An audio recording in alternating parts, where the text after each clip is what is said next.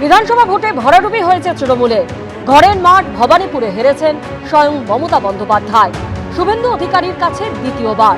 তবে ফল ঘোষণার পরও জনতার রায়কে অগ্রাহ্য করে মুখ্যমন্ত্রীর পদ থেকে ইস্তফা দিতে চাননি মমতা বন্দ্যোপাধ্যায়। ভোটে হেরেও চেয়ার আঁকড়েছিলেন। এবার ভবানীপুরের ভোটের ফলকে চ্যালেঞ্জ করে কলকাতা হাইকোর্টের দ্বারস্থ হলেন তিনি। মঙ্গলবার হাইকোর্টে দায়ের করলেন ইলেকশন পিটিশন। ম্যাডাম কি কারণে এসেছিলেন? ম্যাডাম কি কারণ কল্যাণকে জিজ্ঞেস করুন। আপনি কি কোনো মামলা ফাইল করবেন?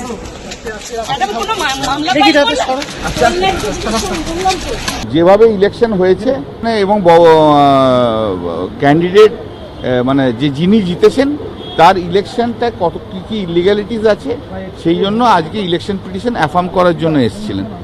এই ভবানীপুর বিধানসভা কেন্দ্রের ইলেকশনটাকে চ্যালেঞ্জ করার জন্য এসেছিলেন।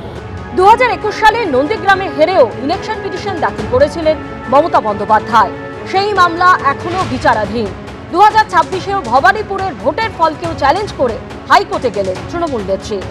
এর আগেও গিয়েছেন নন্দীগ্রামে হারার পরে, এবার পুরো দলটা উঠে যাওয়ার পরেও তিনি গেছেন। কিছু কিছু মানুষ কিছু ভ্রান্তি বিলাস নিয়ে বেঁচে থাকেন। ওনার মানসিক গঠন হচ্ছে যে সততার প্রতীকের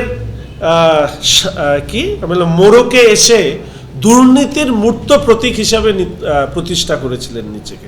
উনি কি মানতে পারছেন কি মানতে পারছেন না, এই মুহূর্তে মনে হয় পশ্চিমবঙ্গের মানুষ আর জানতে আগ্রহী নয়। 6 রাউন্ড 7 রাউন্ড 8 রাউন্ডের পর থেকে তারা মারধর দিয়ে আমাদের সমস্ত কাউন্টিং এজেন্টকে বের করে দেয়। আমি নিজে থাকি, আমাকেও হল থেকে প্রায় আমি একদম করি আমি এবং শাহনাজানি মন্ডল, নাম্পি মন্ডল। এখন আমরা ওইখানে লিখিতভাবেই আরোকে দিই, সব মিলে দাঁড়িয়ে তথ্য তুলে আজকে মহামান্য আদালতের কাছে আমি বিচার চেয়ে আবেদন করেছি হাইকোর্টে। চোররা চুরি ছাড়া কিছুই বোঝে না। প্রতিটা জনগণ জানে যে ভোটে চুরি কারা করে। তো চোরদের কাছে মতানত আমি জীবনে করিনি আর করব না। মধ্যমগ্রামের পরাজিত বিজেপি প্রার্থী রাজু বন্দ্যোপাধ্যায়ও পুনর্গণনা চেয়ে হাইকোর্টে ইলেকশন পিটিশন দায়ের করেছেন। যে আমাকে অবৈধভাবে ওখানে হারিয়ে দেওয়া হয়েছে, আর তার জন্যে আমি মহামান্য হাইকোর্টের কাছে আমি ইলেকশন পিটিশন করেছি এবং আবেদন করেছি।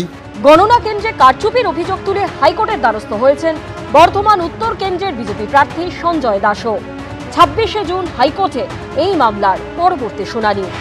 রুমা পাল, আশাবুল হোসেন ও কমল কৃষ্ণদের রিপোর্ট, এবিপি আনন্দ।